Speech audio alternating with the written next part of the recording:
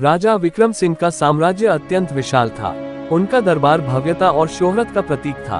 महल के हजारों कक्ष, सोने से जड़े झूमर, मखमली गद्दे और उनके सिर पर रत्नों से जड़ी राजमुकुट, सब कुछ इस बात का संकेत था कि वे केवल एक राजा नहीं बल्कि एक देवता के समान थे। हर सुबह उनके महल के द्वार पर सजे फूल और धूप के गुब्बारे राजमहल की हवा में घुल जाते थे। एक दिन राजा विक्रम सिंह ने अपने दरबार में एक घोषणा की।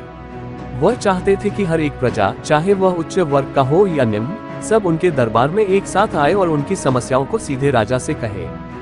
ये सुनकर दरबार में हलचल मच गई। लोग सोचने लगे कि राजा का यह आदेश किस उद्देश्य से था। राजा विक्रम सिंह ने सबको बुलवाया और कहा, हमारी शाही सत्ता और ऐश्वर्य का उद्देश्य केवल स्वयं के लाभ के लिए नहीं बल्कि पूरे साम्राज्य की भलाई के लिए है। जो लोग हमारे दरबार में आते हैं उन्हें हम केवल उनकी प्रतिष्ठा और संपत्ति से नहीं बल्कि उनके विचारों और समस्याओं के आधार पर सम्मान देंगे। राजा की यह बातें सुनकर दरबार में सभी लोग चुप हो गए। यह एक नई सोच और दृष्टिकोण था जिसने सम्राट को सिर्फ शाही ठाट से परे जाकर उनके प्रजा के प्रति सच्चे कर्तव्य का एहसास दिलाया। राजमहल में कोई कमी नहीं थी। आलीशान महल, सोने की थालियां, मखमली गद्दे, हर प्रकार का स्वादिष्ट भोजन, लेकिन राजा विक्रम सिंह की सच्चाई और करुणा ने उनके साम्राज्य को महान बना दिया।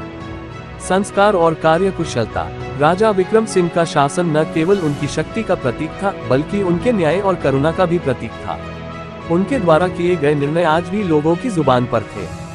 वे केवल एक राजा नहीं थे बल्कि एक मार्गदर्शक थे जो अपने प्रजा के लिए हमेशा सही दिशा में नेतृत्व प्रदान करते थे। इस प्रकार राजा महाराजा का दौर न केवल सत्ता के बारे में था बल्कि यह समाज की बेहतरी और अपने लोगों के प्रति जिम्मेदारी निभाने का भी था।